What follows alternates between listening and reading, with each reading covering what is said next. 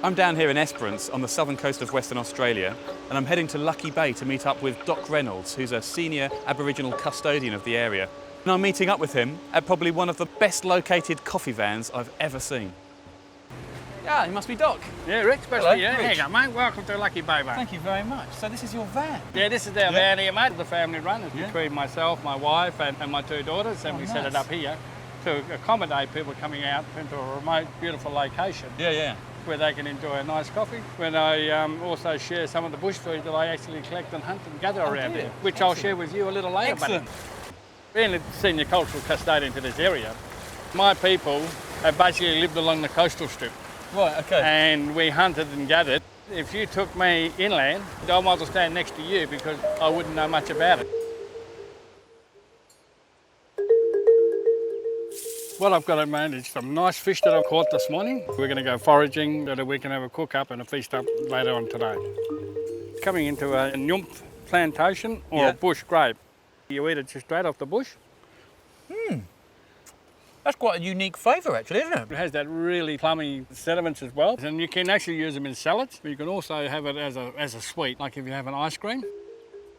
This plant here, the native coastal rosemary, is basically used on all of our native cultural foods that we have along here in saltwater country. Whether it's fish or kangaroo, it was used just to enhance the flavour. I don't think that smells much like rosemary back home actually. It's a lot more citrusy. The reason why it's citrusy and has that very thing, it's very moist. Right. And then when you get up into the other plants, and when you go inland, you get the other very same species, but it's an inland, but the flavour is much stronger.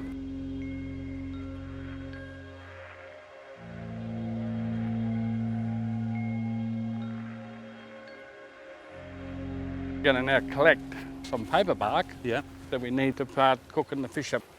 And what we're going to do here is look along for a nice strip, and we've got to do it so that we don't damage the trees. So the main thing about this here is that when you cook, even though it's paper bark, it does not burn. So when we're cooking it, you can put it on a hot coal, hot flame, it'll scorch it, but it won't actually harm what you've got inside. You stick your knife in. Wow. Now, Sap. Can you drink that? have a drink. Coming out, but this one will be a little bit salty because the lake's been very dry. Right.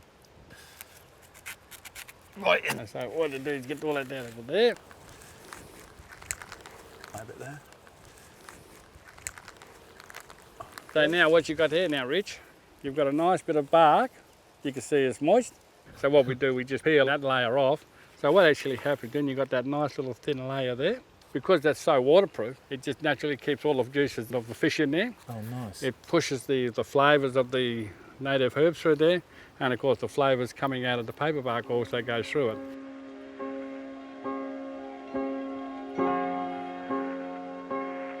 Well, Rich, now that we've collected everything, what we're going to do now is going to cook it up. Yeah. We just put a little bit of rosemary on this side, get the fish, put it inside just below the head over there. Yeah. Now we're going to need a little bit of rosemary. Yeah, sure.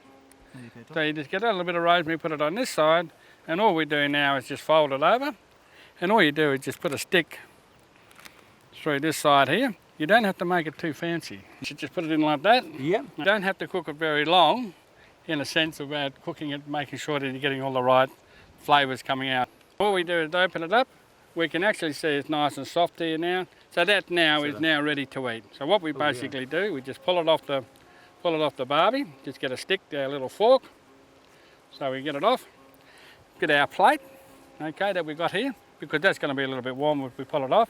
So we just pull it onto our plate. Enjoy. Thanks. Just peel it off.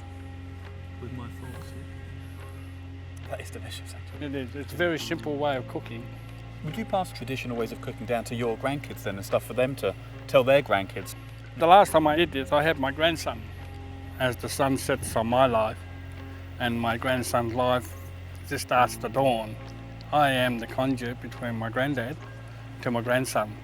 And that's how we've been doing it, and that's how we'll continue to do it, because our culture is that strong and it's embedded in us that we have to do it.